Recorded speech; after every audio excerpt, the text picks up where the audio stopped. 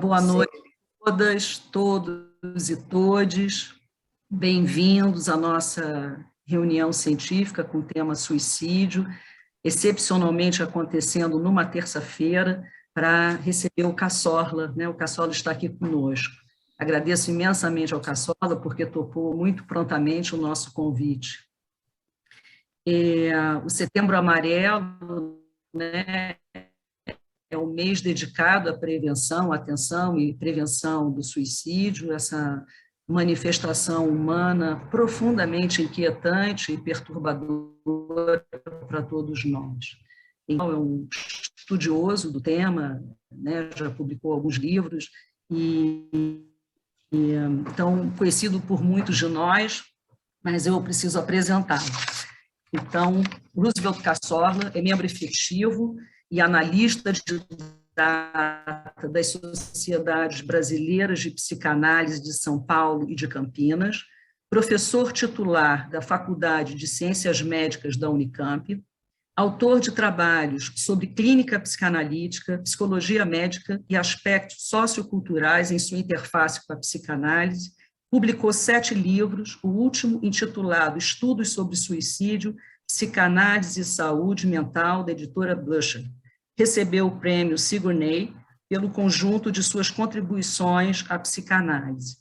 Antes de passar a palavra ao Cassorla, eu vou pedir que fechem os microfones e aqueles que quiserem fazer pergunta, coloquem o nome no chat, ou então, se preferir, coloque a pergunta.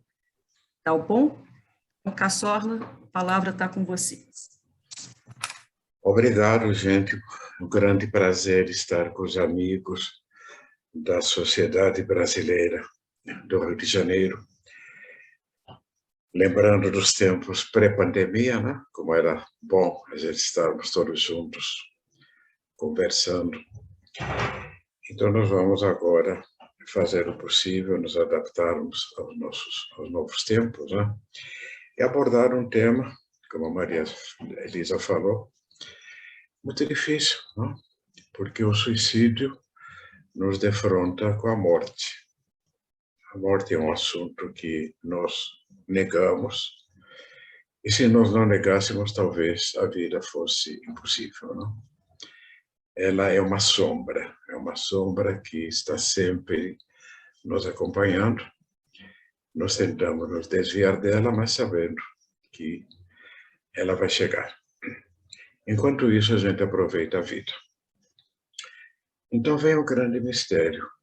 O que faz com que pessoas desejem morrer, desejem matar-se, se nós passamos a vida toda justamente tentando não morrer, tentando sentirmos-nos vivos e tentando aproveitar a vida da melhor forma possível. Então esse é o grande desafio. E existem dezenas de áreas de estudo, desde as religiões, desde o começo dos tempos, né, até agora, várias áreas do conhecimento e do não conhecimento se debruçando sobre uma tentativa de lançar luzes sobre uma coisa tão misteriosa e tão incompreensível, porque ele é uma coisa que vai totalmente contra, né, a nossa vontade de viver e a nossa crença, né, de que a vida ela tem que ser vivida e que nós vamos morrer, mas vamos morrer de preferência depois que nós tenhamos aproveitado a vida da melhor forma e que a nossa morte seja um evento final de uma vida bem vivida. Pelo menos é o que todos nós procuramos. Então, o que acontece com algumas pessoas que decidem interromper a sua vida, muitas vezes num momento jovem, né? Às vezes crianças, às vezes pessoas que poderiam estar no auge da sua vitalidade, e elas optam pela morte. Nós estamos aqui numa sociedade de psicanálise e muitos colegas são psicanalistas, outros são estudiosos da psicanálise, mas eu fui avisado que há muitos colegas que não são psicanalistas. Então eu vou tentar na medida do possível, usar o menos possível termos psicanalíticos. Tá? Se por acaso eu escorregar, depois vocês podem perguntar. E a minha intenção também é mais promover um debate. Eu vou levantar alguns pontos que me parece que são importantes, e depois nós abrimos para o debate, né, Maria Elisa? Nós teríamos até que horas, mais ou menos, para quanto tempo que eu disporia? Olha, tradicionalmente até 10h30, mas podemos passar um pouquinho. Então vamos tentar falar o menos possível e deixar que nós todos participemos, porque se todos estamos aqui, é porque estamos interessados no tema. Eu já posso adiantar que todos nós já tivemos alguma vez alguma ideia suicida. A ideia suicida faz parte da humanidade, principalmente na adolescência. Ela pode ser um momento, uma coisa assim momentânea, ou às vezes pode ser alguma coisa que nos persegue por algum tempo, depois passa, e algumas outras pessoas isso deixa marcas, né? Nós sabemos, inclusive, do aspecto cultural, né? Houve uma época em que o suicídio, a época dos românticos, né? Em que morrer jovem, né? Morrer de tuberculose, ou eventualmente por algum ato que levasse a suicídio, era bem visto. E há culturas, né? Como as culturas orientais, cultura japonesa, em que o suicídio faz parte. A pessoa que tem vergonha, né? Que passa por uma situação traumática, social, espera-se que ela se mate, né? Nós temos o harakiri. Então, eu já começo por aí para mostrar que o evento é muito mais complexo do que aparentemente parece. Nós poderíamos dizer que o suicídio, há várias definições. Uma definição que eu gosto é o suicídio seria um ato consciente de uma pessoa que deseja exterminar sua própria vida. Essa definição é aparentemente muito simples, mas é muito complicada, porque muitas vezes não há uma consciência clara do que a pessoa está fazendo. Muitas vezes ela está obnubilada. Ou ela pode ter uma consciência vigil clara, mas o desejo não é tão claro assim. Nós dizemos sempre que o suicídio é um ato que tem um grau de ambivalência muito grande. O indivíduo deseja viver e deseja morrer. Quando a vontade de morrer predomina, o ato passa a ser efetuado. Mas sempre existe uma parte que talvez não desejasse morrer. Isso é bom na história da prevenção. Então, o desejo de morrer também é discutível. E nós vamos encontrar, né, pessoas que tentaram suicídio, que sobreviveram, que depois nos dizem: eu não queria morrer. Eu queria, não queria. Na verdade, eu queria sumir. Eu queria desaparecer. Eu queria deixar de existir. Deixar de existir, mas sem morrer. Isso lembra um pouco o Hamlet, né? O Hamlet, quando no famoso monólogo, em que ele diz que ele quer dormir, dormir, morrer, morrer, dormir. Ele é um rapaz traumatizado, nós vamos falar de traumas daqui a pouco. E ele diz que dormir, mas morrer. E se ele dormisse e no sono da morte ele sonhasse com o sofrimento que ele está passando? Então fica bem claro para o Shakespeare que a ideia de morte, o sujeito morre, mas continua sonhando com os traumas que ele está vivendo. Não? Então, essa ideia ambivalente, nós todos temos de alguma forma. Nós poderíamos classificar também o suicídio em dois grandes grupos. O suicídio consciente, em que parece que a pessoa deliberadamente tentou tirar sua vida, e todos os outros tipos de suicídio, em que não há uma consciência clara do ato, mas inconscientemente a gente percebe que está havendo um componente autodestrutivo. Todos nós, às vezes, falamos para alguém, você está se matando de trabalhar. Se você continuar nesse casamento, você vai morrer. Se você continuar nesse trabalho, você vai ter um infarto. Você está se matando. Tem gente que vive em países tipo a Hungria, a Turquia, que estão se matando de raiva, né? Estão morrendo porque não sabem o que fazer para combater toda a desgraça social que está acontecendo.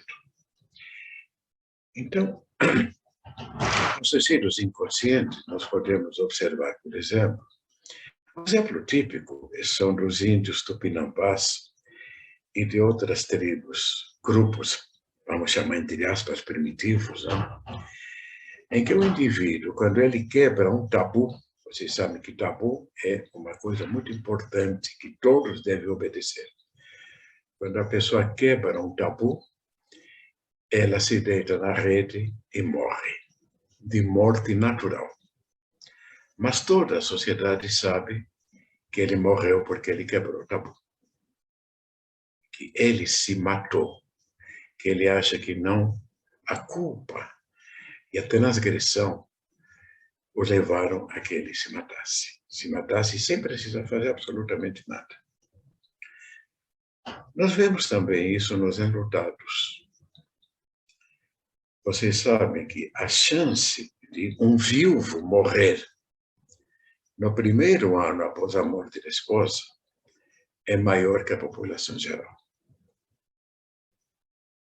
O viúvo não tem mais vontade de viver e vai fazer companhia à esposa no outro mundo. Curiosamente, quando o marido morre, as viúvas não se matam.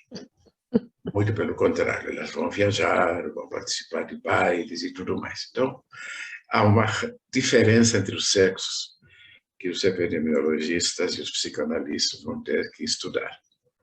Aliás, muitas vezes as mulheres, elas revivem, né?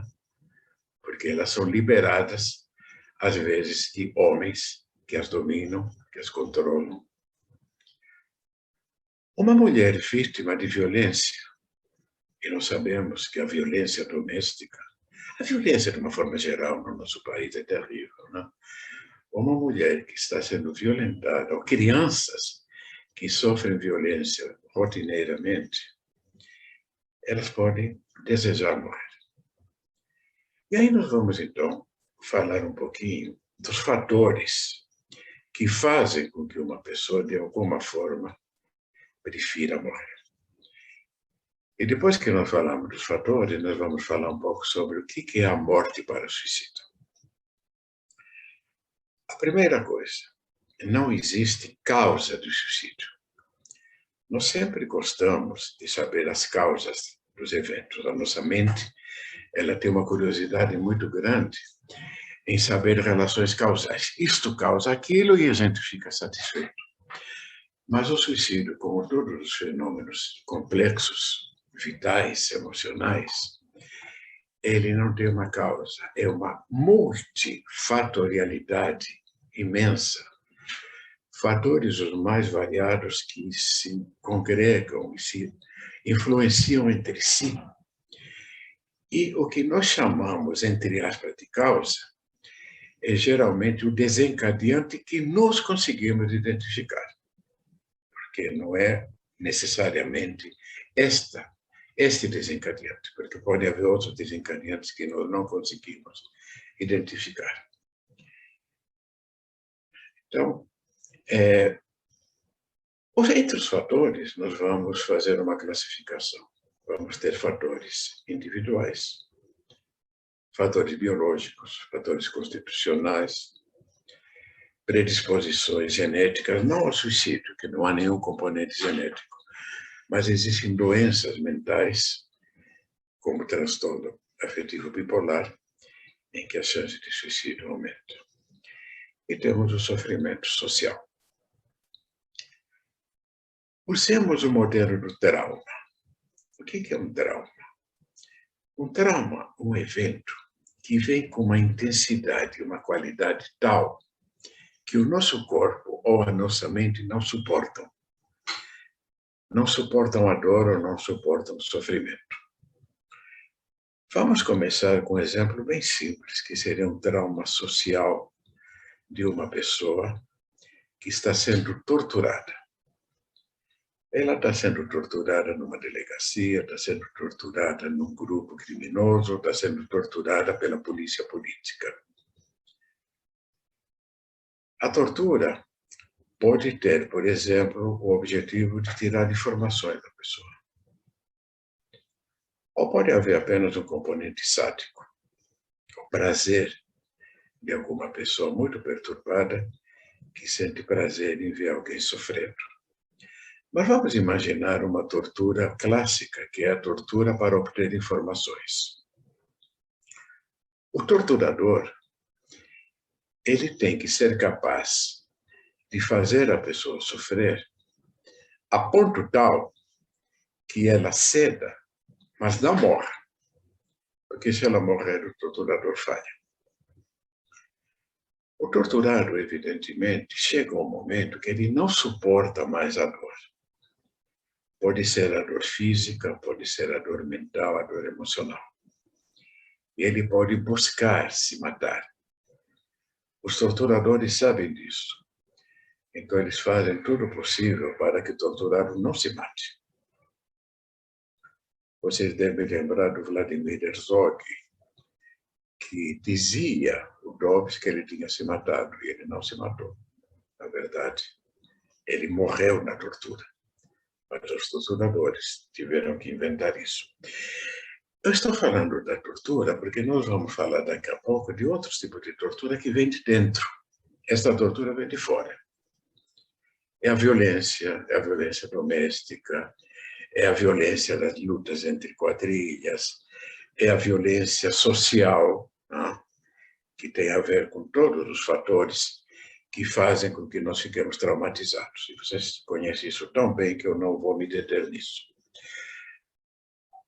O outro tipo de trauma seria um trauma, por exemplo, causado por uma doença somática muito dolorosa, uma doença em que a pessoa não suporta as dores e percebe que não vale mais a pena continuar vivendo daquela forma.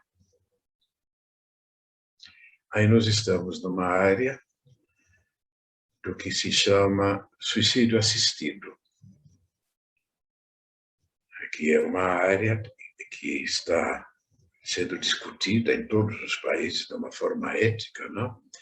Como fazer o suicídio assistido, como provocar a morte de uma pessoa que não quer mais viver e ela tem o direito de escolher não continuar sofrendo daquela forma. Eu não vou me deter no suicídio assistido, que é um assunto bem complexo, mas eu vou deixar em aberto para as pessoas que quiserem aprofundar. E agora nós vamos para a área mais comum, que é a maioria dos suicídios que nós encontramos na nossa frente, que é o suicídio em que o fator emocional é o mais importante. O que eu chamo de fator emocional? Eu falo de uma dor mental, de um sofrimento emocional terrível. Esse sofrimento emocional pode ser dividido, a grosso modo, em 2 ou 3 grupos. Existe o primeiro grupo em que o indivíduo sente que ele está se desfazendo, que ele está se aniquilando. É uma dor é um terror de deixar de existir. Esse terror de deixar de existir corresponde ao que nós chamamos quadros psicóticos. São doenças ou são situações sociais tão intensas como a tortura, né? A tortura, o indivíduo está enlouquecendo. Ele sente que a mente dele não está dando conta, que ele está desagregando, que ele está sendo aniquilado. Isso é terrível.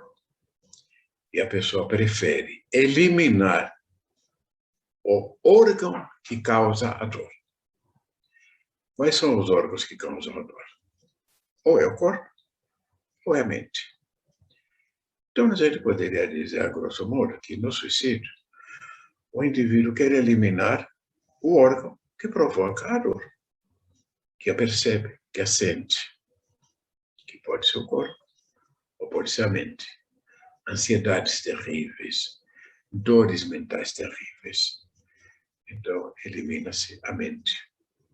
É mais ou menos como aconteceria se nós víssemos alguma coisa terrível e nós ficamos cegos. Édipo fez isso, né? A gente se cega para não ver a realidade. A cegueira não deixa de ser um suicídio parcial. Isso é uma outra classificação, aos suicídios totais e aos suicídios parciais. Não? Suicídios parciais seriam aqueles suicídios em que nós nos deixamos dominar e controlar por traumas, negamos a existência deles, não?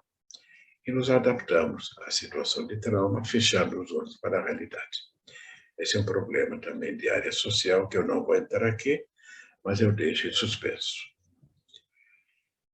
Existe uma outra área em que o sofrimento é muito grande, é quando nós perdemos alguém. É o sofrimento do luto, a perda de alguém por morte. O que nós estamos vivendo aqui na epidemia de Covid, na endemia de Covid. Quantas mortes, quantas pessoas enlutadas, quantas pessoas deprimidas. Então, aqui nós entramos numa outra categoria, que é a depressão. A depressão causada, ou melhor, estimulada por fatores como a morte, a perda do emprego, a perda da saúde, a perda do filho, a perda dos pais, a perda de oportunidades, isso é muito conhecido. Nós, psicanalistas, temos bastante conhecimento disso e temos até instrumentos para lidar com isso. Essa perda, muitas vezes, é sentida como uma perda de uma parte da gente mesmo. E essa perda, muitas vezes, vem acompanhada de culpas. Para os psicanalistas, nós introjetamos o objeto morto de uma forma agressiva, de uma forma autodestrutiva. Para os que não são psicanalistas, é muito fácil vocês perceberem que sempre que nós perdemos alguém, nós nos sentimos culpados. Desde culpado por termos sobrevivido, até vem aquele sentimento, será que eu não poderia ter sido melhor? Será que eu não poderia ter tratado melhor a pessoa? Se eu não poderia tê-la compreendido? Na epidemia de Covid, eu vi vários casos, infelizmente, de pessoas sofrendo muito, muito, muito, porque elas contaminaram seus pais. Principalmente no início da pandemia, em que o negacionismo era maior e as informações falsas eram mais disseminadas. É uma dor terrível. Eu causei a morte de alguém. Não necessariamente foi ela que o contaminou. Não? Este tipo de culpa é tão terrível que muitas vezes a pessoa acha que ela merece morrer. Nós falamos em psicanálise que nós introjetamos o objeto morto e vamos fazer de companhia. Nos identificamos com o objeto morto, não? Então nós temos esses lutos terríveis e que muitas vezes as pessoas vão fazer companhia ao morto nesse outro mundo, do qual nós falaremos daqui a pouco.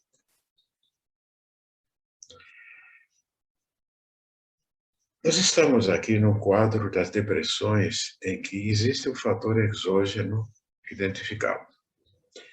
Mas existem outras depressões em que nós não identificamos o fator exógeno. São as depressões que os psicanalistas, os psiquiatras chamam de depressões endógenas. Entre elas está o transtorno afetivo bipolar. Então, são indivíduos que, por fatores constitucionais, genéticos e a maioria desconhecidos, têm uma predisposição a entrar em quadros depressivos, melancólicos, muito parecidos aos do enlutado, que se sente extremamente culpado e acha que ele merece morrer, que ele não é digno de continuar vivo. Então, aqui nós temos também uma grande proporção de suicídios. Então, nós falamos do suicídio do psicótico, do esquizofrênico, que é parecido ao suicídio do torturado, falamos do episódio do depressivo do melancólico, e fizemos uma conexão com as perdas sociais que, de alguma forma, vão estimular pessoas que já têm essa predisposição.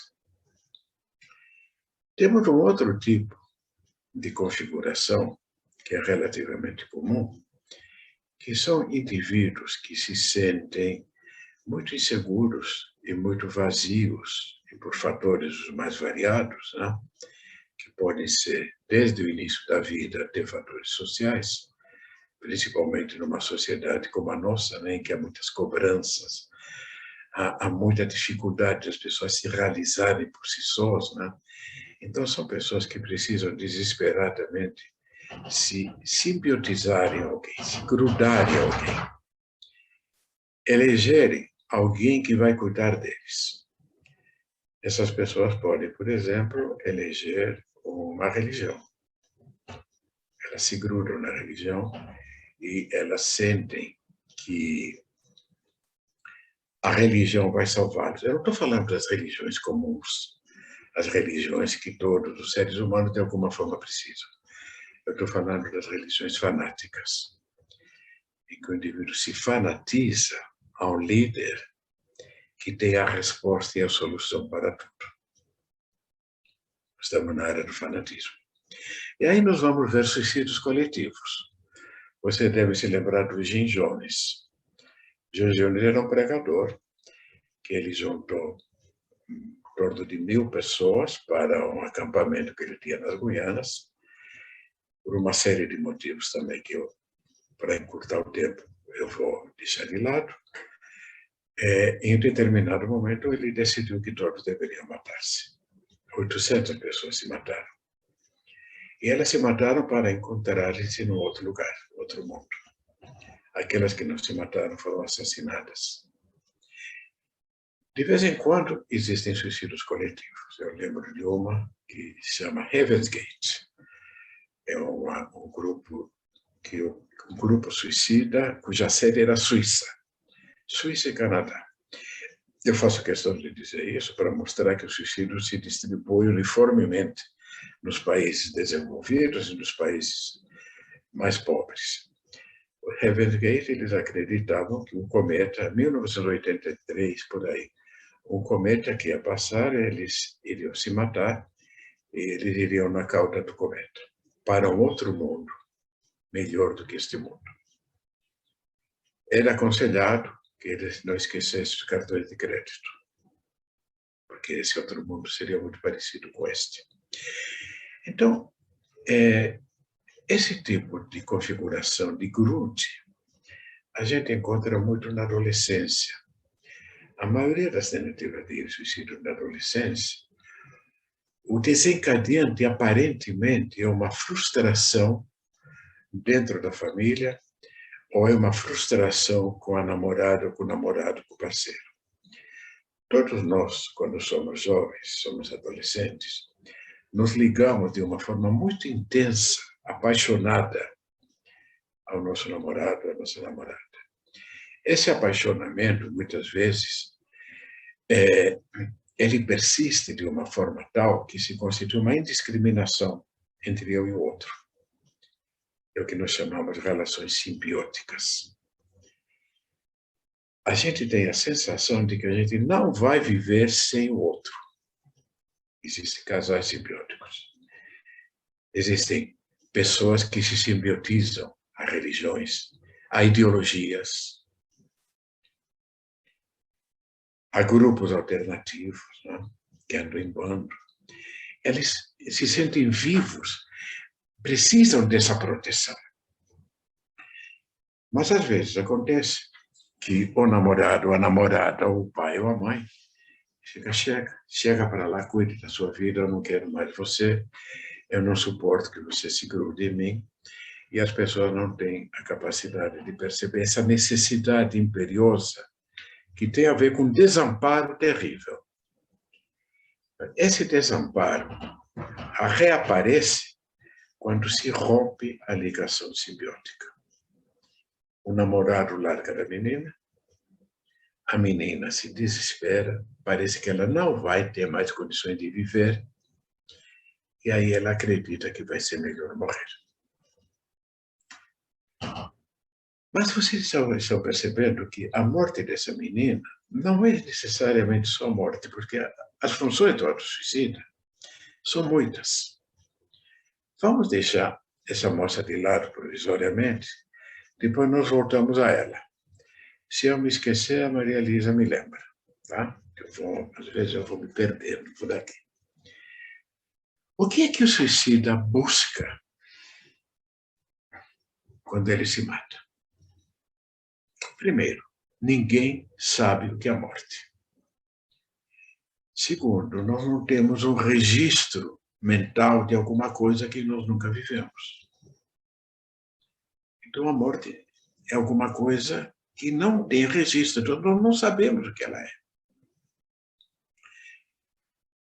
Quando nós não sabemos o que alguma coisa é, nós criamos uma fantasia para substituir o desconhecido. Nós sempre temos que saber alguma coisa. Qual é a fantasia que o ser humano criou para substituir a dor terrível de não saber o que é a morte e o que vai acontecer após a morte? Criou, e isso faz parte de todas as culturas, desde a origem dos tempos, criou um mundo maravilhoso que é chamado, nas várias religiões, com nomes os mais variados. O Valhalla para os vikings, céu, paraíso. É um lugar onde nós não temos necessidades. Ou melhor ainda, onde todas as nossas necessidades são satisfeitas no ato. Então não há necessidades. É uma paz total. É o nirvana dos hindus. Não é à toa que Freud chamou esse desejo, essa pulsão, essa vontade de voltar para o nada, de princípio de nirvana. Todos nós temos uma pulsão de vida que nos faz buscar o outro, congregar-nos, e uma outra que nos leva em direção a uma paz total, a esse nirvana. Curiosamente, o paraíso mais conhecido não é tão nirvânico assim. Não? O paraíso, vai dizer mais concreto, é um lugar onde temos todas as satisfações possíveis. Quer dizer, o paraíso islâmico é também uma caricatura, porque não é bem assim. Não? Existe aquela velha história que você, como herói, vai para o paraíso, vai encontrar 80 virgens e coisa parecida. Mas quando a gente estuda um pouco melhor, esse paraíso, não há nem desejo sexual, porque a satisfação é momentânea. Esse paraíso, na verdade, é um deslocamento metonímico do que nós imaginamos que tenha sido a vida dentro do útero materno.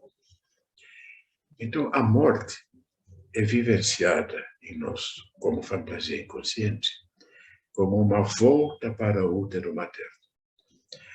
Uma volta para a Mãe Terra. Do pó saístes, ao pó voltarás. A morte é vivenciada como um parto ao contrário. Então, a morte é o reencontro com a mãe. Essa mãe é confundida com Deus, com os anjos. É o lugar onde nós não vamos ter sofrimento. Ora, o mais humano é, se nós estamos numa situação de sofrimento terrível, nós podemos ir para um lugar onde não haja sofrimento. Esta é a fantasia. Até do ateu. Que o problema aí não é religioso. O problema é ontológico.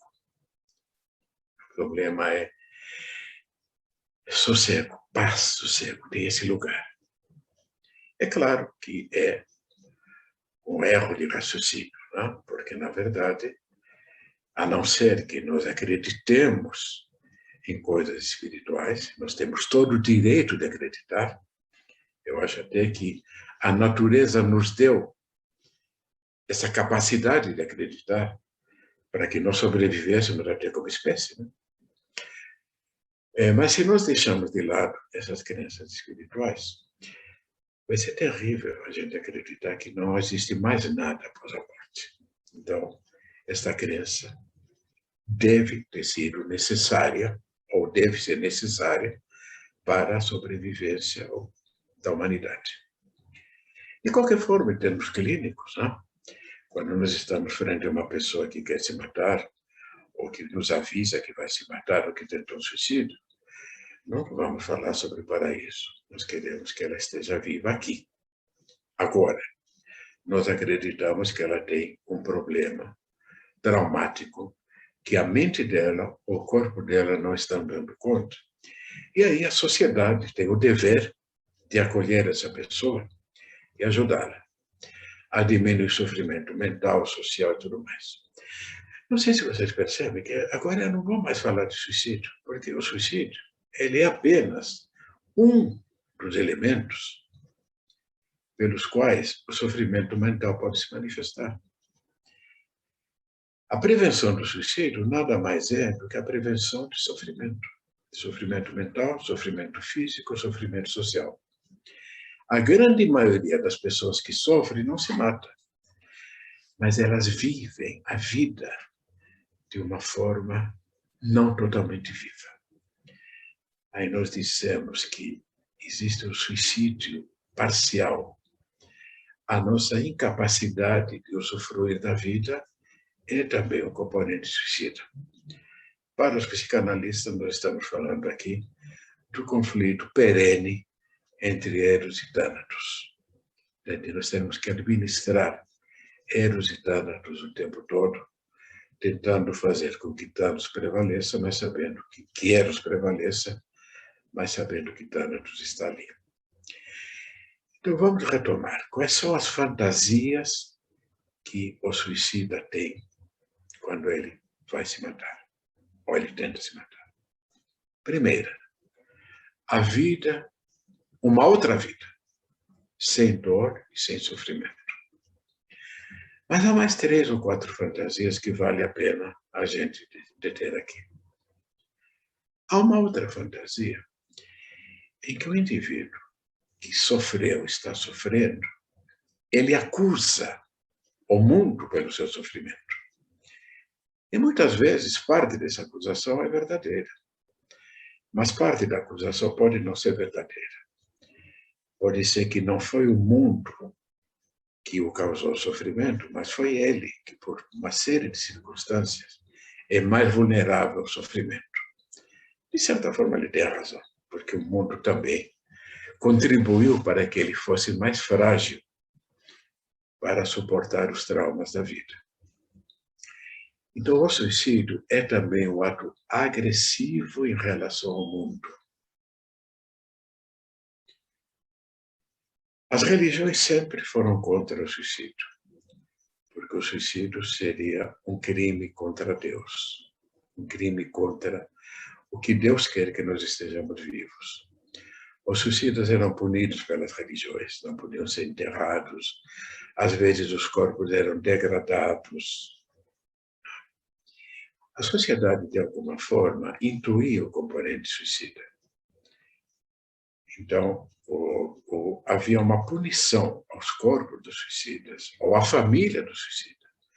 Os bens dos suicidas eram confiscados. Era uma forma também de fazer uma prevenção, ver se o indivíduo continuava vivo. Os suicidas são muito maltratados.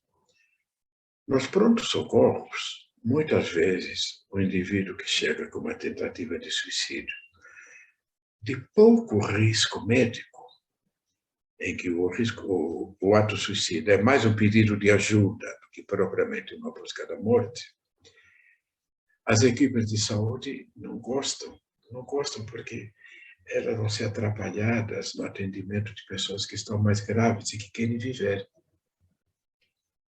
Então, em pronto-socorros em que não existe área psicológica, muitas vezes os suicidas com pouca gravidade médica não são bem tratados. E, evidentemente, o componente agressivo vai para a família, vai para as pessoas próximas. Pode ser que alguns de vocês que estão aqui perderam alguma pessoa por suicídio. E todos vocês sabem que o ato suicida, por mais que a gente saiba que a pessoa cometeu o ato porque está se livrando de sofrimento, tem um componente agressivo. Porque o suicida nos acusa de que nós não conseguimos diminuir o sofrimento dele. Ou, eventualmente, ele nos acusa que nós contribuímos para o sofrimento dele.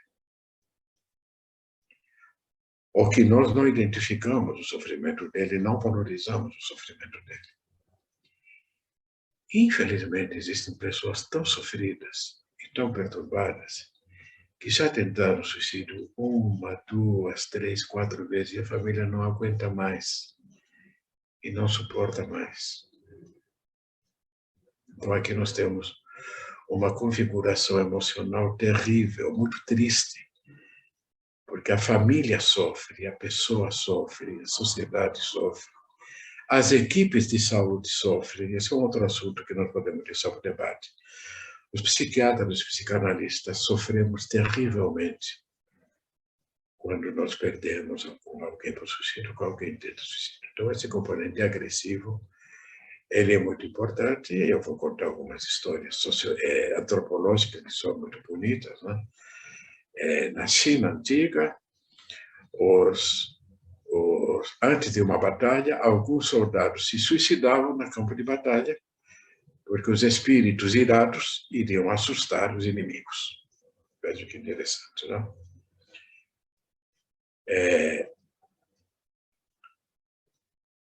O imperador Adriano, ele decretou que o indivíduo que tentasse suicídio seria condenado à morte. Curioso, não?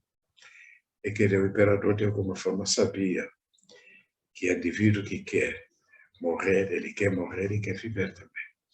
Ele não quer ser morto, ele quer se matar. É claro que havia fatores outros, econômicos, né? Porque quem eram as pessoas que mais se matavam? Os escravos, os guerreiros, o banzo dos negros escravos. Quantos negros se mataram? Nós não temos estatísticas. As poucas estatísticas são muito pobres. Negros, índios. As epidemias de suicídio mais em voga no Brasil atualmente são entre os índios.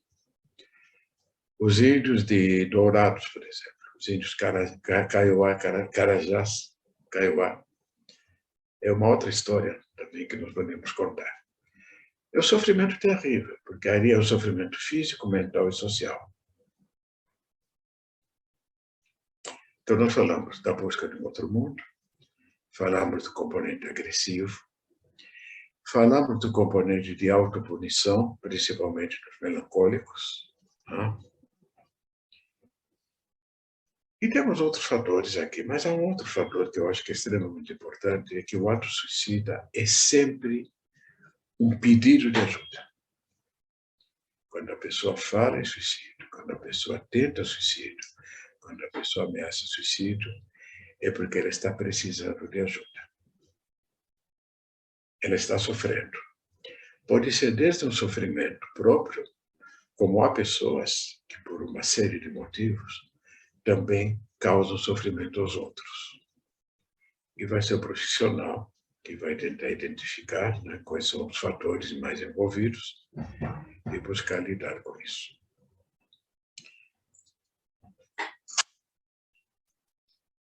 Muitos suicídios, eu vou terminar agora, eu vou falar mais um pouquinho sobre outros comportamentos que não entram nas estatísticas de suicídio, mas são suicídios.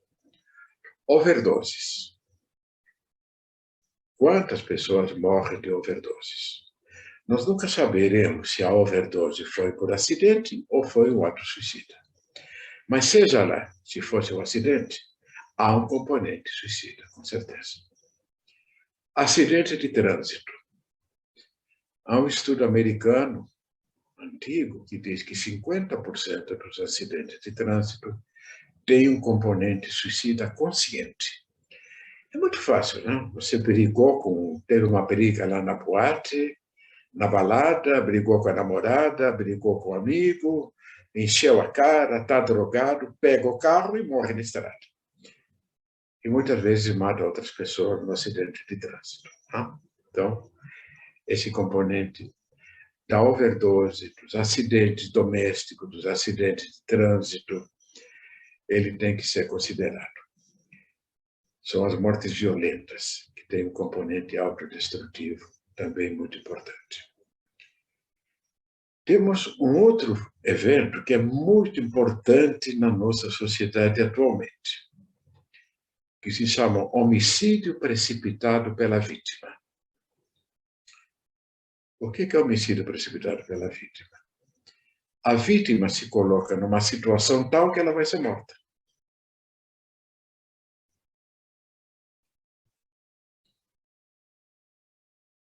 Nós vemos isso todos os dias.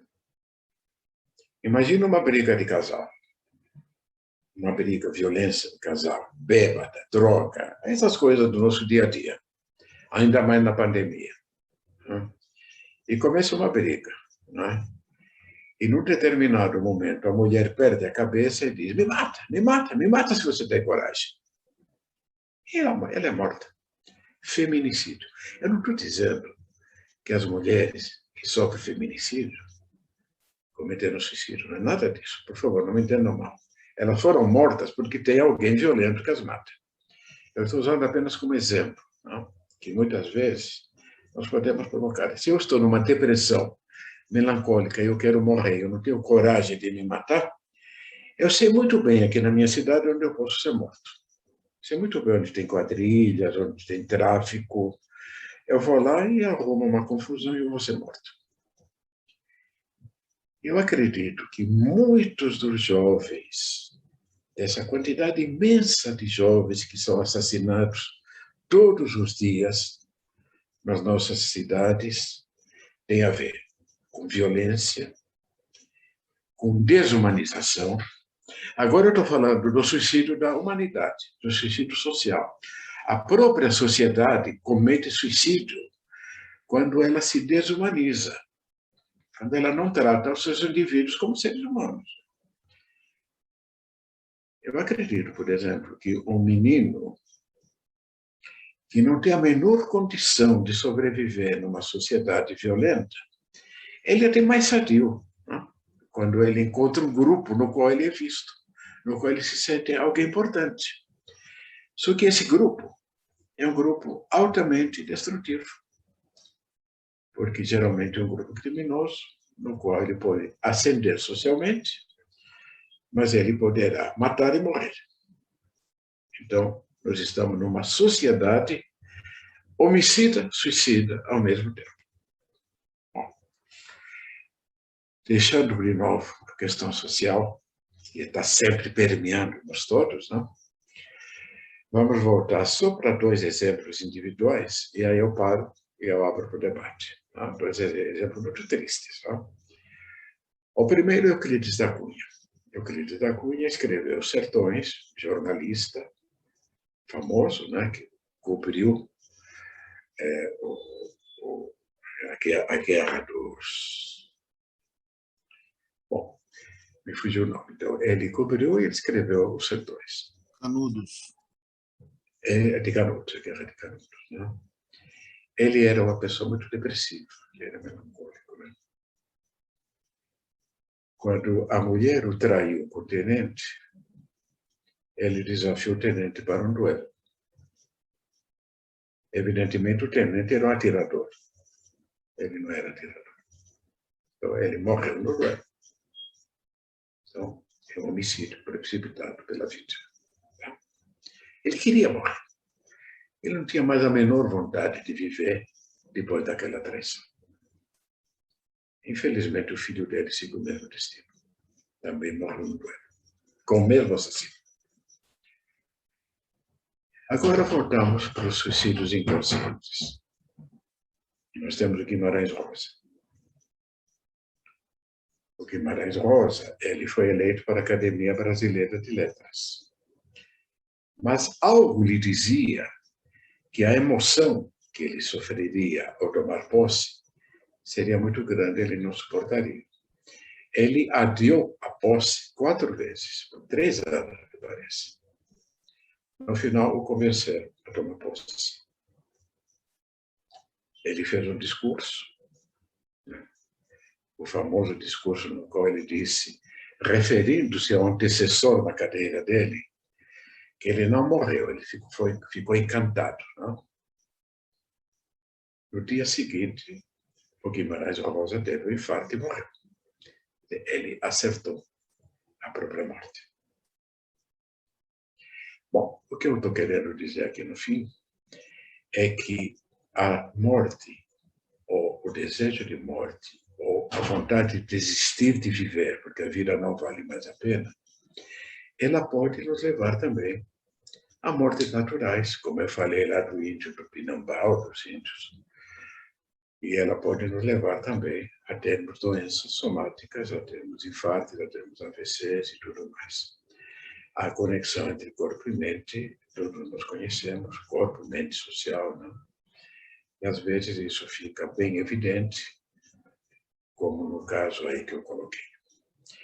Eu teria muitas coisas para contar para vocês, mas eu vou parar por aqui, porque eu imagino que a nossa conversa vai ser mais produtiva. Obrigada, Cassorla. Nós temos uma pergunta aqui da Eliane Cotrim, mas Vera Bula, que está com a mão. Vera, você quer fazer alguma pergunta? Você está com a mão na tela, essa mãozinha amarela na tela. Você quer fazer alguma pergunta? Vera, você está com o som fechado. Seu microfone está fechado.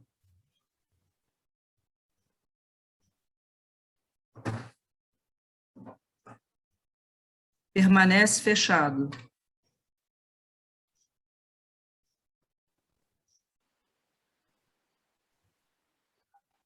Você quer escrever no chat, Vera, a sua pergunta? Eu passo, então, para a pergunta. Ah, pronto. Não.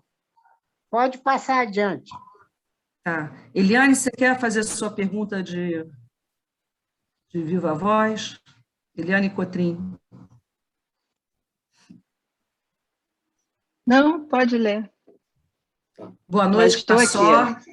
Hã? Não, pode Faz ler, você. mas eu estou aqui. Não, faz você. Manda ver aí. Obrigada por suas palavras. Vai aí uma curiosidade filosófica. Gostaria de saber sua opinião sobre a ideia do indivíduo ter direito à sua própria vida e sua morte também. Sim, eu acho que é o princípio da autonomia. Nós todos temos o direito de escolhermos a nossa vida, sei que nós conseguimos escolher, né? Escolhermos a nossa morte também. Do ponto de vista filosófico, totalmente de acordo. Do ponto de vista de um profissional de saúde mental, eu ficaria muito preocupado se a pessoa realmente escolheu, né? Se ela tem capacidade de escolher, ou se ela está sendo escolhida por algum tipo de sofrimento que talvez a sociedade possa...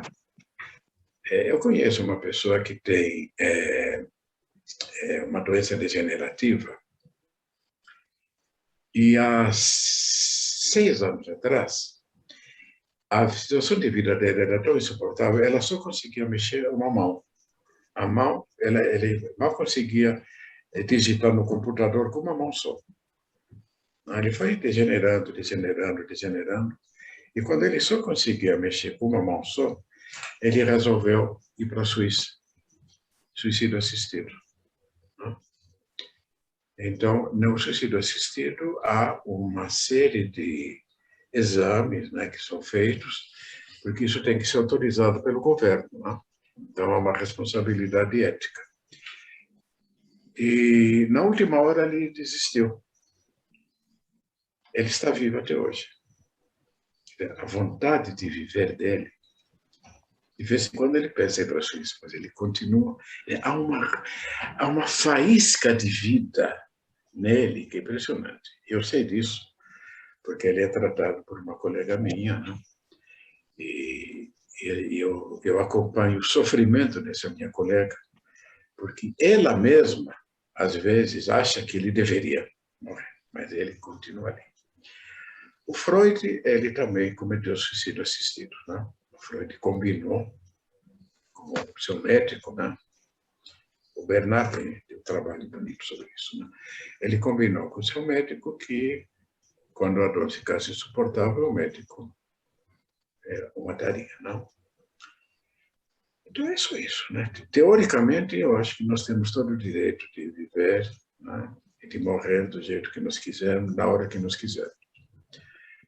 Na prática, vamos ter outros fatores que vão influenciar o que é teórico, né? E o que é prático. Obrigada. Temos que lembrar, por exemplo, os judeus de Massada, né? Quando os romanos invadiram, os gregos, né? Invadiram, eles invadiram a fortaleza de Massada, eles resolveram se suicidar, suicídio coletivo. O direito deles, preferindo se suicidar do que terem se escravizar, eles seriam escravizados, no mínimo escravizados, né? E teriam que renunciar às suas crenças, à sua religião. Não? Então, há pessoas... O direito da pessoa também é optar, né, por um tipo de... sair de uma situação que vai ser insuportável. Isso vai longe, né? Mas vamos ver se há outras questões.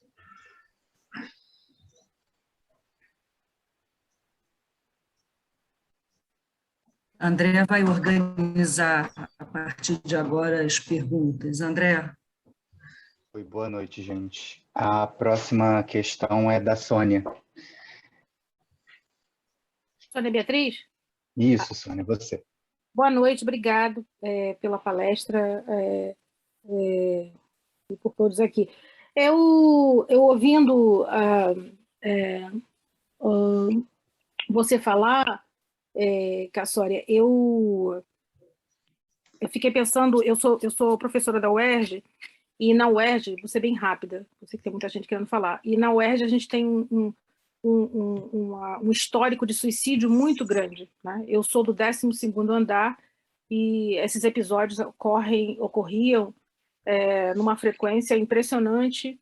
Antes de eu chegar, eu entrei em 2014, mas entre 2015 e 2018, sobretudo, até que a própria universidade, junto com as unidades, colocaram tela em todos os andares, do 12º até o 12º até o segundo, e também tomaram outras medidas, que foi aumentar o trabalho que já existia de apoio estudantil, psicológico, psicopedagogo, enfim, até um curso que anterior a UERJ resgatou para juntar um corpo técnico para poder apoiar e indicar para outros lugares, inclusive. E aí eu só fiquei pensando nas questões que você foi falando, porque realmente era muito aterrorizante, apavorante para a comunidade da UERJ, não todo, professores e alunos, porque entre 2015, que foi um período difícil da UERJ, com o governo do Estado, mas tinha toda uma confluência, e até a gente poder tomar essas medidas mais incisivas, os casos eram alarmantes, porque haviam semanas que quase todo dia tinha um suicídio, por mês vários suicídios, e a gente já chegou a pegar um dia, tem um suicídio em cada turno, praticamente. E situações muito difíceis, porque a gente acabava ficando assistindo aquilo, né? Assistindo os alunos, e o Corpo de Bombeiros tinha já um número específico para a UERJ, quando ligava, eles já estavam na porta, bateu o telefone, eles já estavam lá para atender, e era muito difícil, e a própria comunidade se organizou, somente professores e funcionários, e os alunos também, para diminuir esse processo. Mas aí eu fiquei pensando, eram duas perguntas que eu queria fazer. Se existe uma idade, em termos de faixa etária, onde o suicídio é potencialmente maior, né, e de ocorrer, mais chances, E a outra coisa é, por exemplo, certos ambientes, como esse fenômeno que acontecia na UERJ, que eu sei que vários lugares no centro da cidade as pessoas vão, tem edifícios que as pessoas vão para se suicidar, mas virou para mim o que eu classificava como uma pandemia mesmo, algo muito sério e que paralisava a aula. Então a gente não conseguia mais dar aula, os estudantes entravam em pânico e era um dia perdido na UERJ, e a gente teve um momento em que isso acontecia muito periodicamente, né, por alguns meses e anos, né. Então, eu só queria um pouco entender se existe essa questão dessa atmosfera, né, que pode puxar, né, não que as pessoas fossem pensar em suicídio só porque ali estava acontecendo, já deviam ter um processo desencadeado antes, mas eu mesma já tive uma... Sônia, eu não vou saber te responder, mas o que você me falou me faz pensar numa série de coisas. As universidades, principalmente as universidades que têm um nível de cobrança e de exigência muito grande, há uma índice maior de suicídio. Então, você vai pegar as grandes Harvard, MIT, né, os cursos de medicina públicos, a chance é maior. Então, existe um tipo, talvez, de propensão de determinadas pessoas que têm um nível de exigência, um nível de cobrança muito grande, terem mais facilidade para entrarem nesses cursos muito puxados, ITA, por exemplo, não? E aí, quando eles não se dão tão bem como eles se davam antes de entrarem na faculdade, o sofrimento mental é muito grande. Mas, evidentemente, isso não explica em nada o que você está falando. Eu estou só fazendo associações de ideias. Tá? Por exemplo, na Alemanha e no Japão, na época do vestibular, se matam muitos jovens que não passaram no vestibular. Entende? Então, são sociedades em que há um nível de cobrança muito grande. Famílias em que há um nível de cobrança muito grande. Por outro lado, aqui na Unicamp, onde eu trabalho, eu vejo o contrário. Eu vejo pessoas com muita dificuldade até para sobreviver. Né? Pessoas que não dão conta dos cursos, porque elas, às vezes, não têm nem dinheiro para comer. Ainda mais agora na pandemia, né? Que não tem nem bolsa, né? O governo cortou um monte de coisa. Né? Eu vou falar da Unicamp e provavelmente você vai ver a mesma coisa aí na UERJ.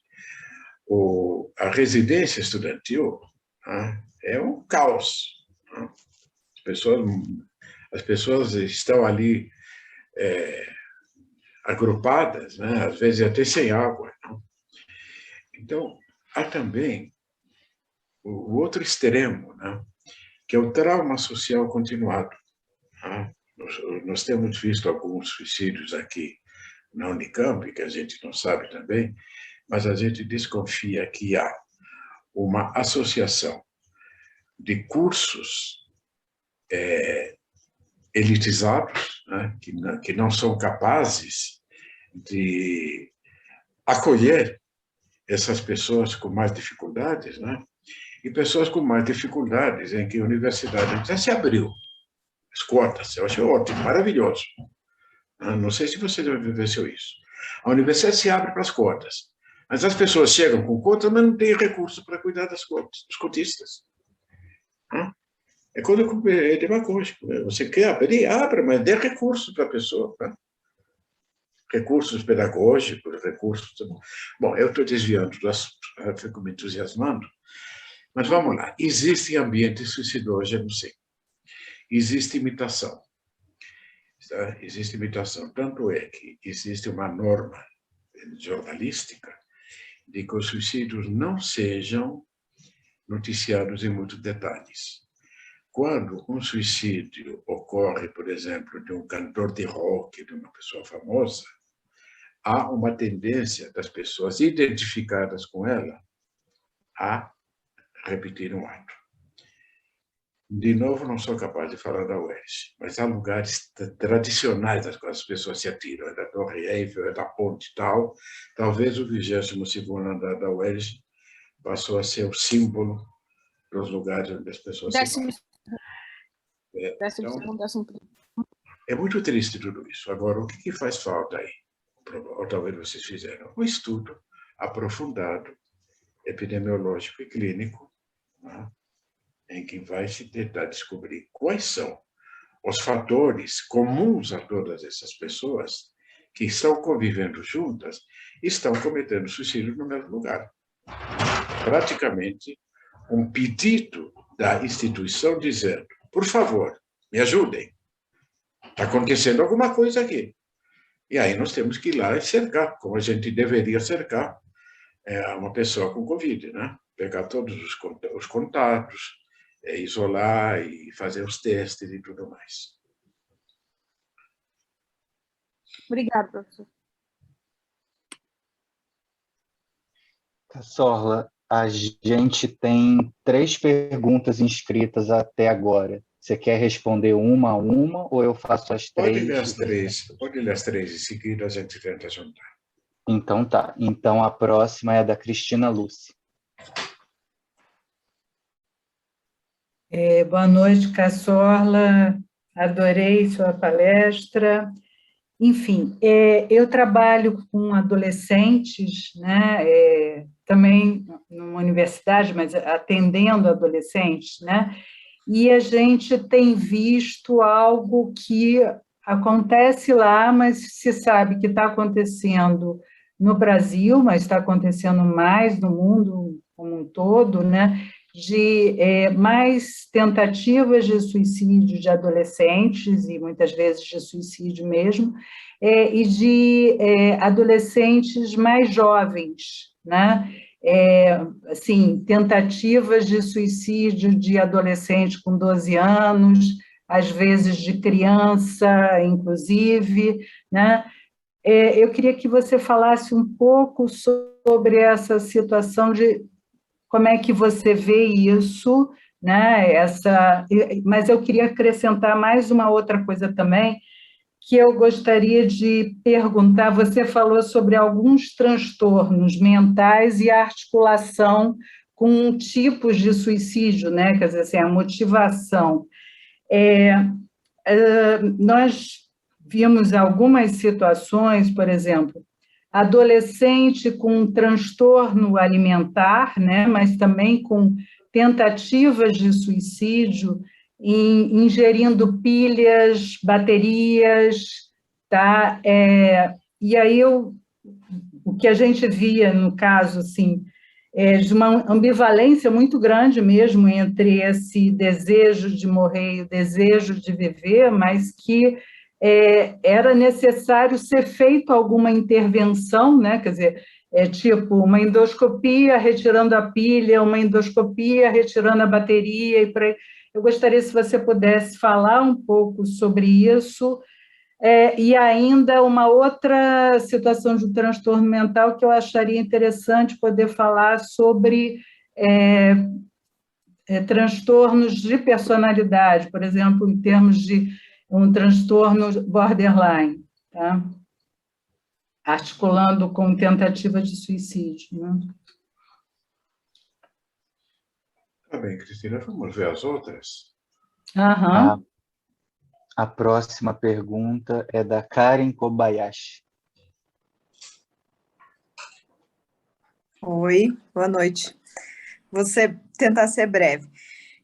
Eu sou psicóloga, eu trabalho em clínica psiquiátrica, né? E uma situação que me marcou bastante, assim, foi de uma paciente que ela cometeu suicídio, e o discurso dela, o conteúdo aparente, era de que ela não aceitava o neto que estava por vir, né? E não queria esse neto. O que, Karen?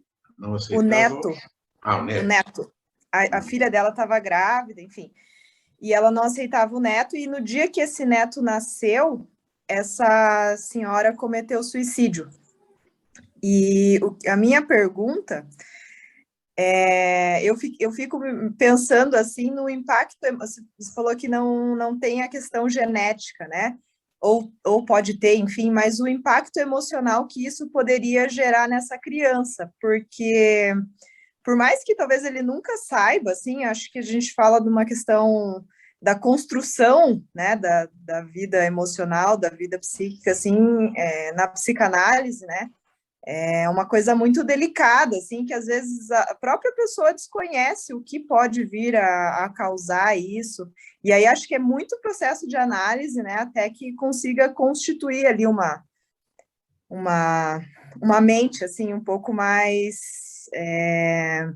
sólida, assim, né, para lidar com essas coisas, mas talvez não tenha nem acesso, não sei se eu consegui ser clara, enfim, mas era mais no sentido do impacto de coisas que a gente desconhece da nossa própria história. Obrigada. Obrigado, Karen. E a próxima pergunta é do Wilson Amendoeira.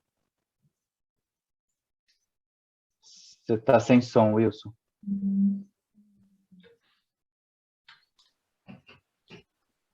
Cassorla, nós sábado estivemos juntos estudando, conversando em cima de uma supervisão do Bion, pegando uma faceta que tem muito a ver, né, a questão da consciência moral primitiva com essas pressões sociais, como a Sônia Beatriz relatou na UERJ, né?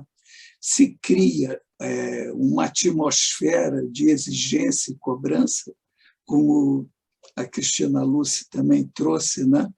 E que o jovem, vivendo a turbulência natural da adolescência, se vê sem recursos para lidar. Ele se sente cobrado a um ponto extremo e, como muitas vezes essa cobrança é reforçada por essa consciência moral primitiva, aquele urge to exist do Bion, né? Ele não tem recursos para lidar com isso, porque isso não se dá num plano de consciente e inconsciente. É algo somático e que se expressa normalmente pelo soma, e que pode levar, e é muito comum, que leve ao suicídio. É só um adendo. E um detalhezinho sobre a questão do suicídio epidêmico. Quando o metrô aqui no Rio estava se constituindo, um amigo pessoal meu de anos foi diretor de operações e surgiu a questão das epidemias de suicídio no metrô, né? E ele pediu ajuda, eu não tinha muita ajuda, digamos assim, em termos de protocolos, normas, e fui me informar. E recebi um material de um colega da Suécia que dizia que isso que você relatou, que esse tipo de questão mais importante era não transformar em notícia, não impactar a população, não ensinar esse caminho, do que qualquer outra coisa, porque o metrô em si, a vigilância podia ser feita, se podiam abordar pessoas que estivessem em atitude suspeita para se jogar na frente do trem, do metrô, mas era só o que se podia fazer. Agora, era fundamental não, digamos, romantizar, entre aspas, né, ocorrências dessa natureza.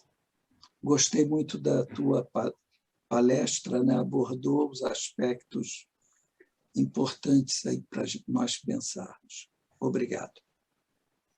Wilson, a romantização da morte e do suicídio é um risco que a gente corre, né? Existem, por exemplo, as várias gerações de adolescentes, né? Lembram daqueles adolescentes, como é que chamavam? Góticos, né? Os góticos, o movimento punk. Existe também agora, misturando um pouquinho com as outras questões, né? A questão do corpo, né? Lembra da Twig, aquela modelo, né? Anorética, que era um palito, né? E todas as meninas queriam ter anorexia nervosa naquela época. né? Tinha que ter 25 quilos no máximo.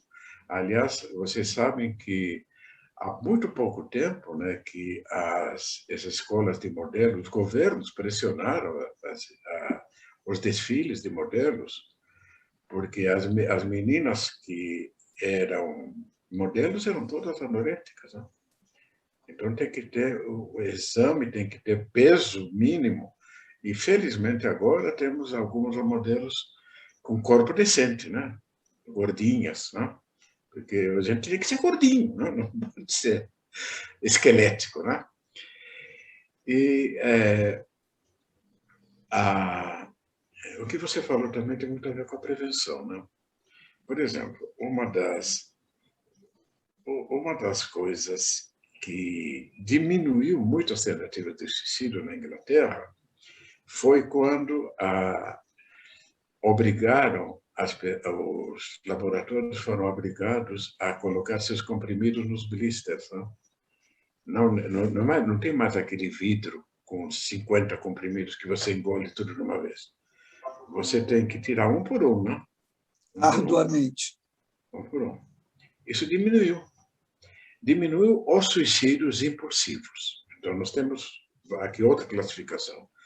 Nós temos os suicídios altamente planejados.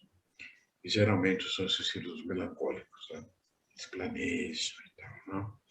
E temos os suicídios impulsivos, em que o indivíduo tem uma frustração e rapidamente ela passa ao ato, né? Uma passagem ao ato, que são mais os suicídios de adolescentes, né?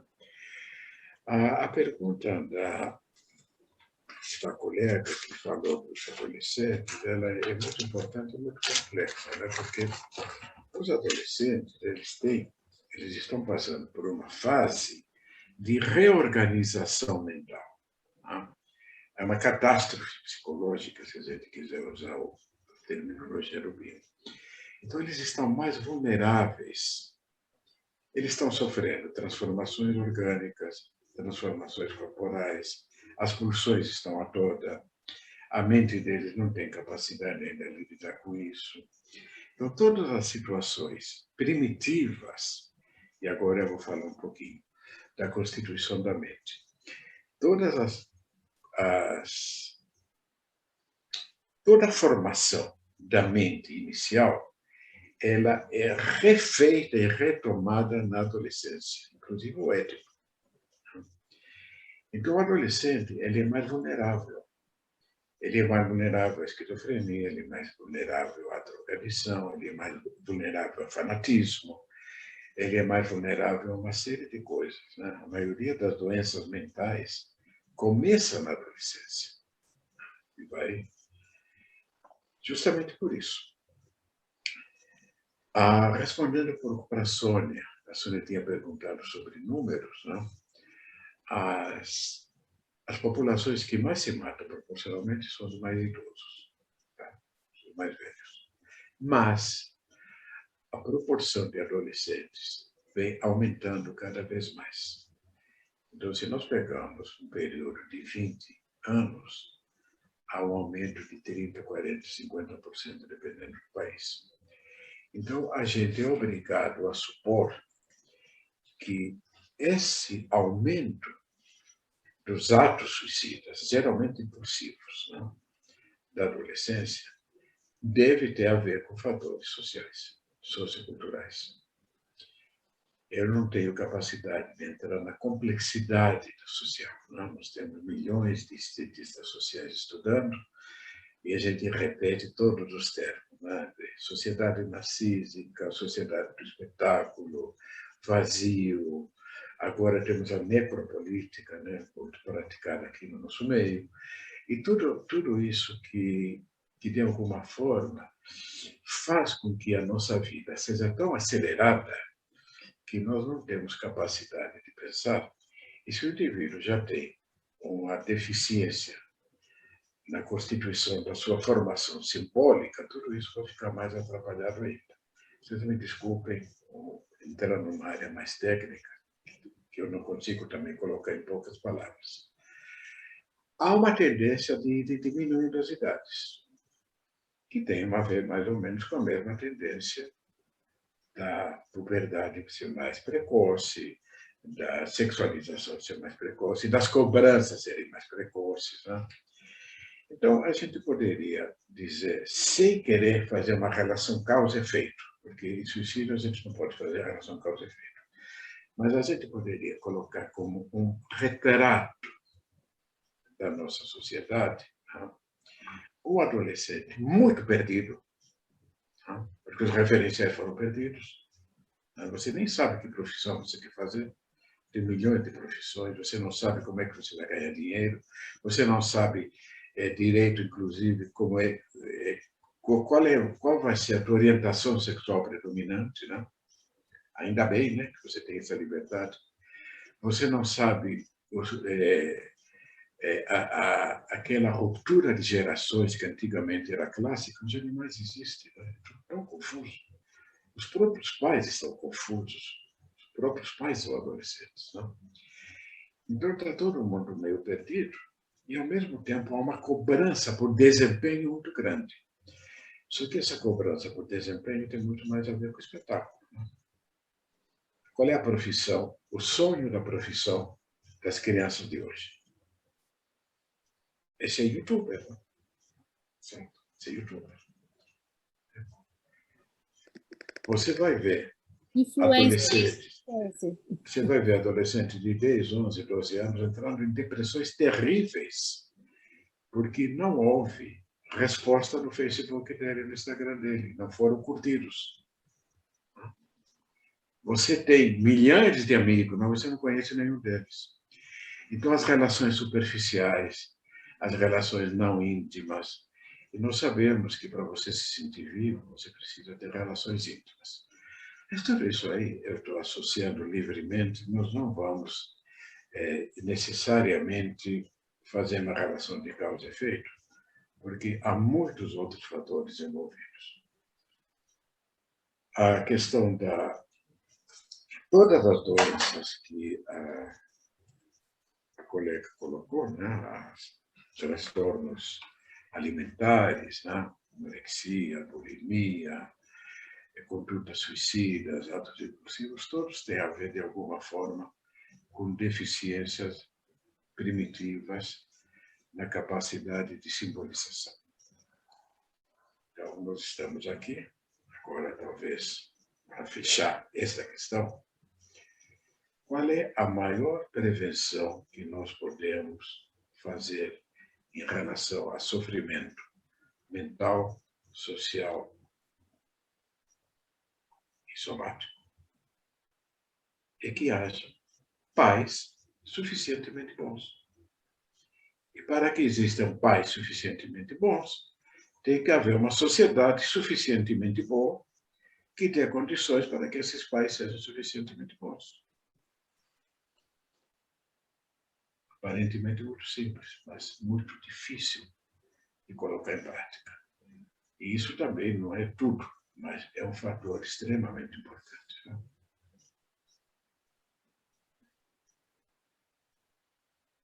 A vontade de falar, uma sociedade em que as pessoas sejam iguais, em que as pessoas se amem, todas essas coisas que as utopias que nós todos temos, e que são impossíveis, por isso são utopias.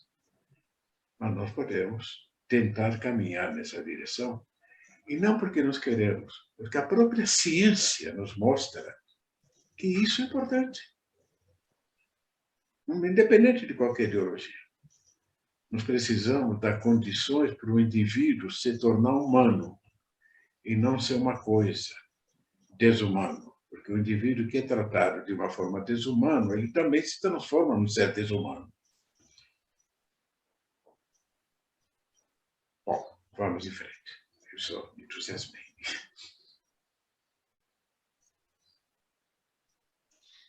Bom, a gente tem 3 comentários que foram deixados aqui no chat.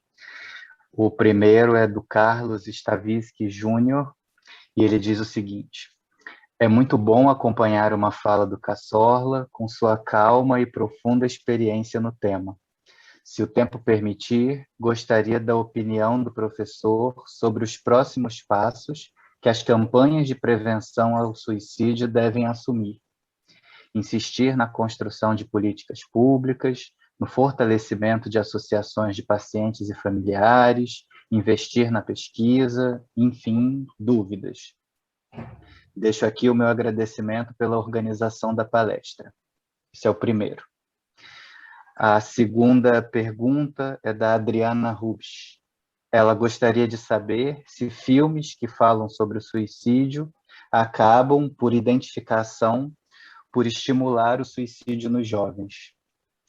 E a terceira é um pedido da Kelly Pinheiro sobre dicas de livros para entender o adolescente.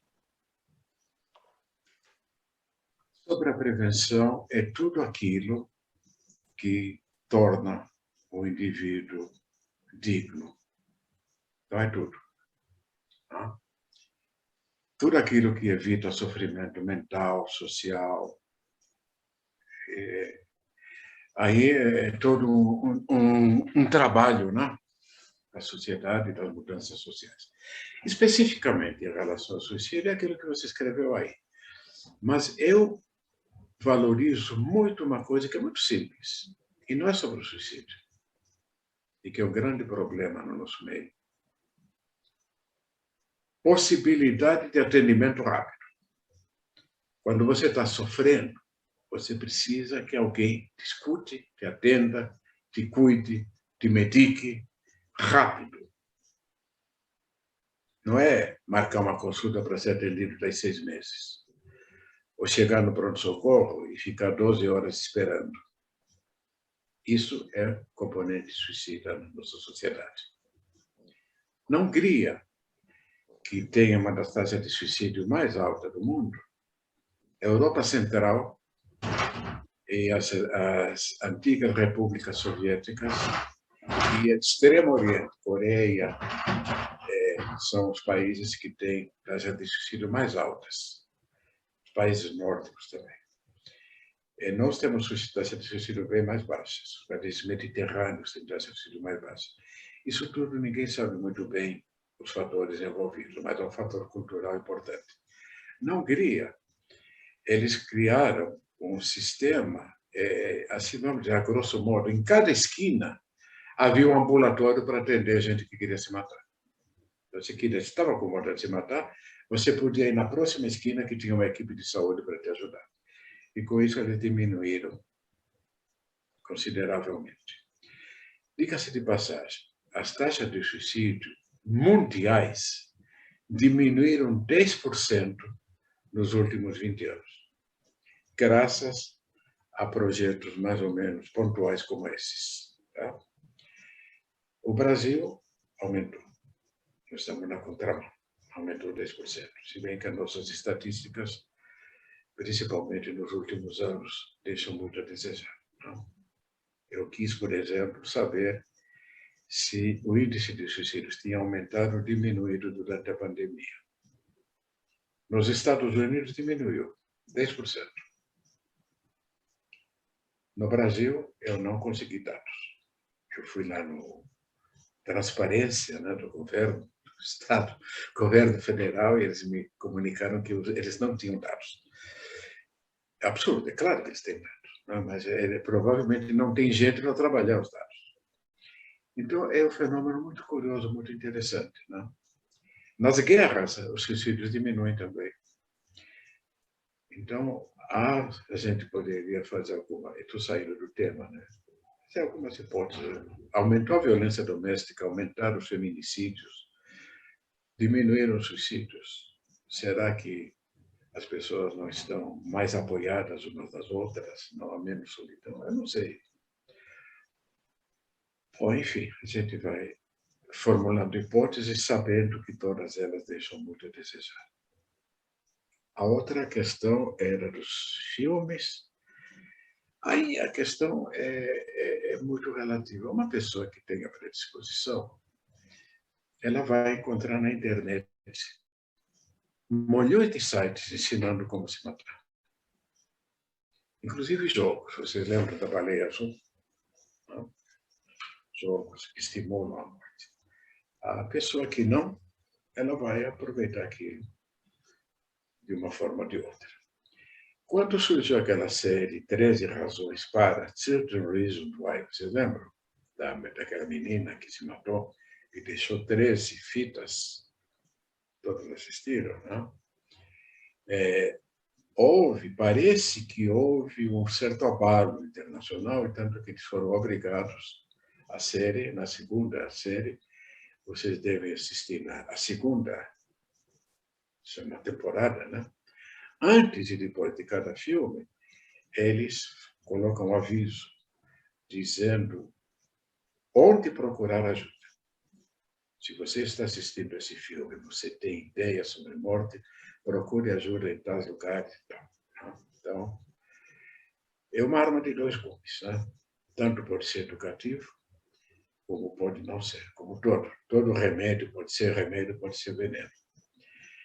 Eu acho muito interessante, por exemplo, você pegar um filme desse e discutir com um grupo de adolescentes. Adolescentes adoram discutir, né? Adoram conversar.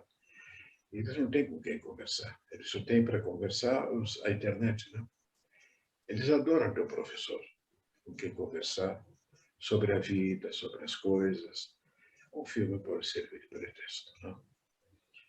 No meu momento, eu não me vejo nenhum filme sobre adolescência em particular, né? Tem tantos, talvez alguns de vocês possam se lembrar. Eu lembro, por exemplo, de um filme mais antigo, que era A Sociedade dos Poetas Mortos. Lembra? Ali é um filme bem interessante para ser discutido, porque, de alguma forma, o professor abriu a cabeça dos alunos e um deles se matou. É interessante, é um filme bem interessante para ser discutido. O ator principal se suicidou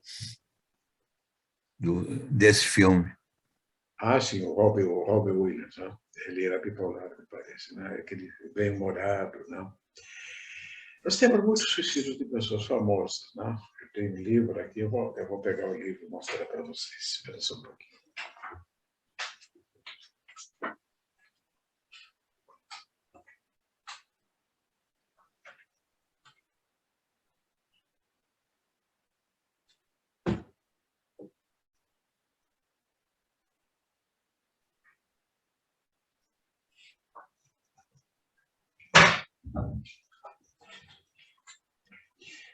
Me sinto muito. Está no meio da confusão, não gosta.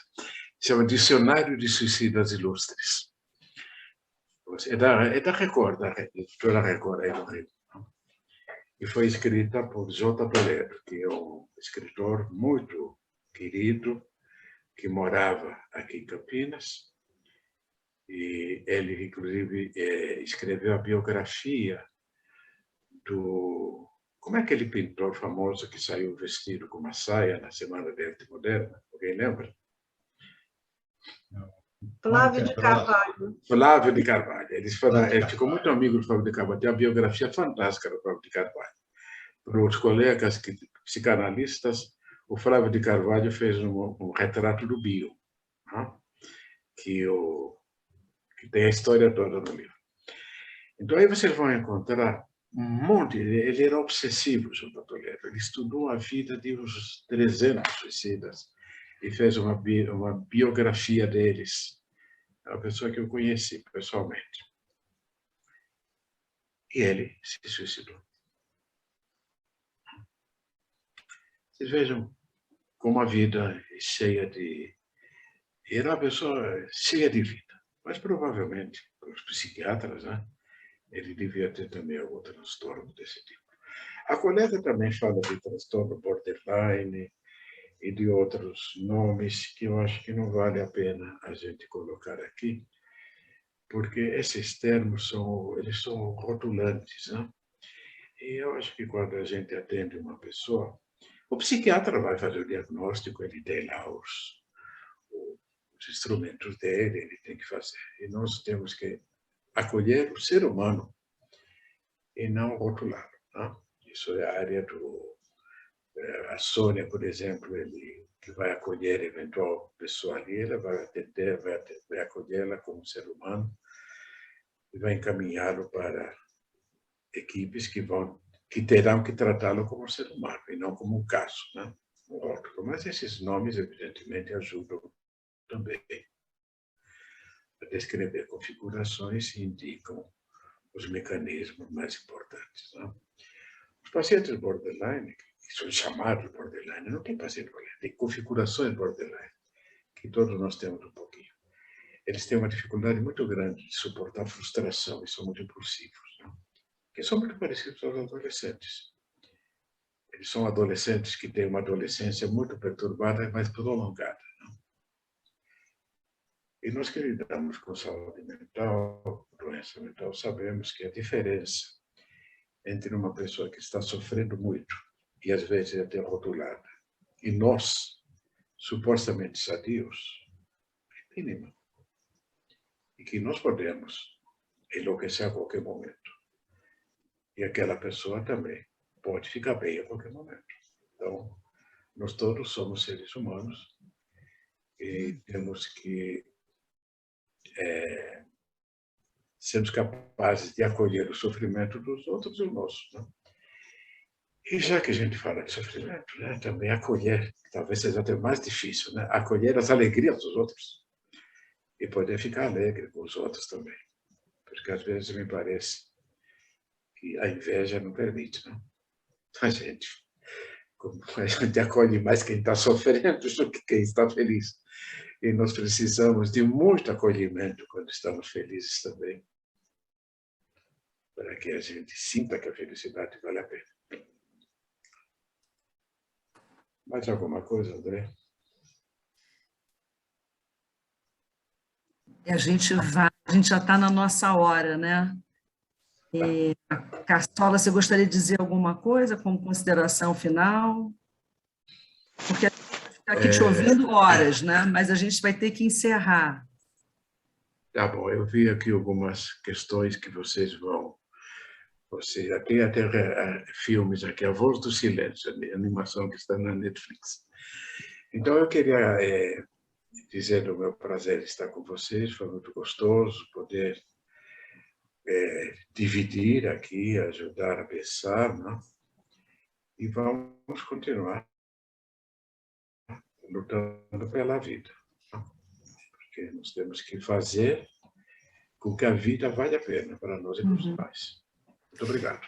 Bom, nós agradecemos a sua presença, você compartilhando, né, o seu conhecimento e iluminando tantos aspectos dessa complexidade que é o suicídio. Queria agradecer também ao auxílio luxuoso do André Vale, membro provisório do Instituto, que organiza as perguntas, ao André Felício, nosso funcionário, a presença e a participação de todos. Boa noite, cuidem-se bem. Elisa, parabéns, uma noite memorável, André. Cartola, um prazer Deixa eu enorme. mostrar aqui o livro, eu vou fazer propaganda do livro. Esse livro aqui, Estudos sobre Suicídio, Psicanálise e Saúde Mental. Tá? Esse acabou de sair. E algumas das perguntas que eu não pude responder, talvez vocês possam encontrar aqui. Adquire como, hein, Cartola? Seria importante saber como é que a gente pode adquirir. Você pode em qualquer site, na Amazon, em qualquer livraria, você encomenda. A própria editora Burra, né? A própria editora Burra, excelente livro. Que é editora também. Eu agradeço à sociedade pela oportunidade de a publicidade também, grátis. É uma honra para a gente. Muito obrigada por estar aqui com você. Alegria enorme. Muito obrigada. Muito bom, muito obrigada. Muito obrigada. Estão aqui. Boa noite, gente. Muito obrigada. Obrigada, Cartola. Obrigada. Muito obrigada. Boa noite, pessoal. Boa noite, Cartola. Obrigada. Obrigado. Boa noite. Boa noite. Boa noite. Boa noite. Boa noite. Boa noite. Muito bacana isso.